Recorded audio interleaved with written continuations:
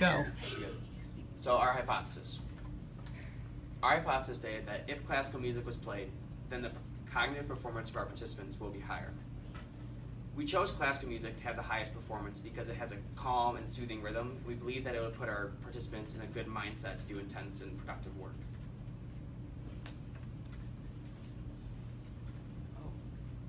Okay, so for the materials, we used a timer, a Bluetooth speaker, the 4 auditory stimuli, which was white noise, classical music, pop, rock, and hip hop.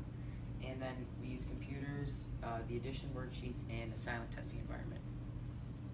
For the procedure, we made the addition test, then we got 3 groups of 10 by age, 6 to 12, 13 to 21, and 21 and older. And then we administered the test starting with a 1-minute warm-up, a 1-minute break, and then the next 5 tests consecutively for 45 seconds with a 1-minute break in between all of them. And then we graded the tests and created graphs and charts based on our results and drew conclusions. And then back to the raw data. After everyone's test was complete, we put their scores into an Excel file, and for each individual participant, their scores were put onto a color chart where red represented the lowest score that they earned, and green was the highest score that they earned. And we can see that the lowest scores tended to be during the warm-up, which was supposed to get them ready for the concept of taking addition tests, and the control group, which was with no music playing in the background. And the highest tended to be with pop and hip hop. The bars on the right compare each individual against the rest of the group, and we can see that Mrs. Sosha was the highest scoring participant overall, and that Magana was the best at NSC.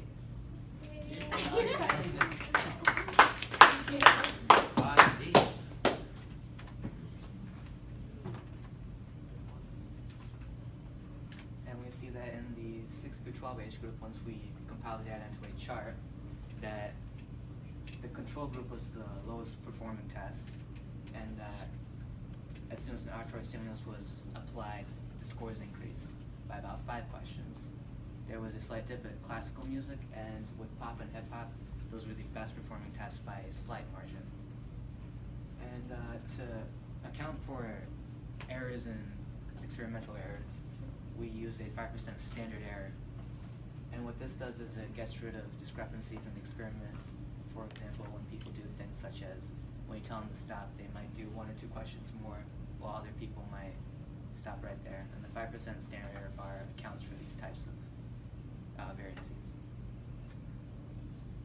So when analyzing the data, the biggest thing that we saw was the fact that groups that had auditory stimuli performed much higher than groups with silence. Because of this, we concluded that any type of auditory stimuli does create more productive results than that of silence. However, when we looked at the data to determine which genre was the best, we noticed that there was a general trend upward. And because of this, we kind of thought that they got better over time because they're getting more used to the test. So we can't technically choose which genre was the best because of this experimental error. Also, our hypothesis for this group was proven wrong, seeing that classical was not the highest performing. And when we looked at the 13 to 21 age group, they performed very similarly to the previous age group, but their scores were about 20 points higher because they're older and more used to doing addition. Once again, as soon as an auditory stimulus was applied, their scores increased by about 7 this time. There was another slight dip at classical music, and pop and hip hop performed the best by slight margins. Once again, we notice a large difference between the silence and the auditory groups. Because of this, the auditory stimuli, we can conclude, creates more productive results, whereas silence does not. Also, again, experimental error makes it hard for us to pick which genre was the most productive. So more experiments will have to be done to fully decide that. Our hypothesis for this group was also wrong, seeing that classical was not the most productive. Now looking at the 21 and over age group, their scores seem to just steadily improve over time, and this suggests that there was error with the experimental setup, which Mr. Sosha will discuss later in the error analysis. Like the first two groups, the adults for 21 and above perform better with auditory stimuli and lower with silence. Because of this, we can conclude that any type of background noise does help create more productive results. However, once again, due to experimental error, we cannot conclude which genre is the best. For this group, our hypothesis was also incorrect. After we tested each participant and compiled group data, we also took an average of averages. and this master average applies to all age groups. And we see as soon as an auditory stimulus is applied, scores are raised. There is, once again, a slight dip in classical music, and pop and hip hop perform the best only by a slight margin. And the steady rise over time indicates that there may be errors with the experimental set. So pretty much the master average really similarly modeled each of our three subsets. So because of this, for overall all of our groups, we can conclude that auditory stimuli does create more productive results. Silence, on the other hand, does not. And we cannot pinpoint which genre due to experimental error, and our hypothesis for everyone was incorrect, seeing that classical was the third most productive. Okay. For error analysis, one of our errors was that throughout 5 tests, the participants naturally performed better throughout the subsequent tests.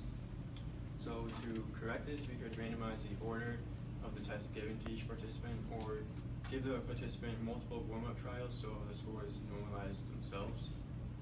Another error is the time of day at which the participants took the test, because some people might be more alert during the day or at night, and an easy way to fix this is just time them at the same time of day.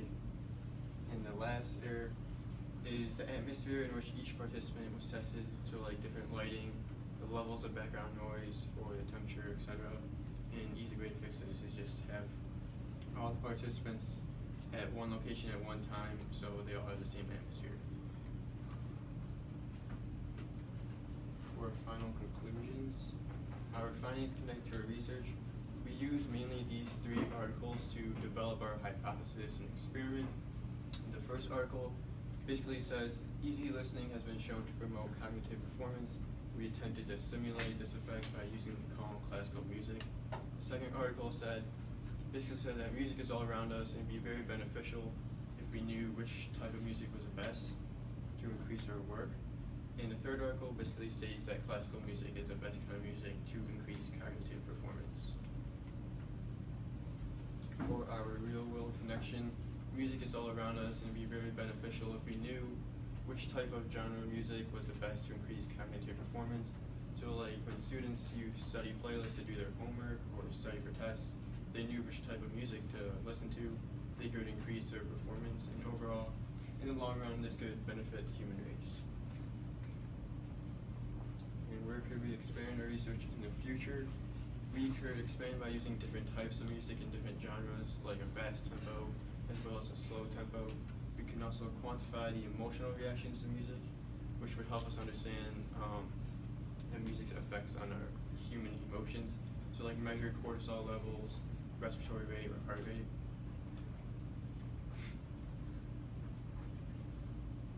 Here's our works cited.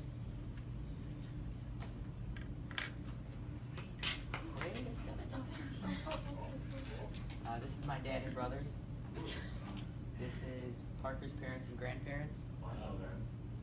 This is a few MSD students.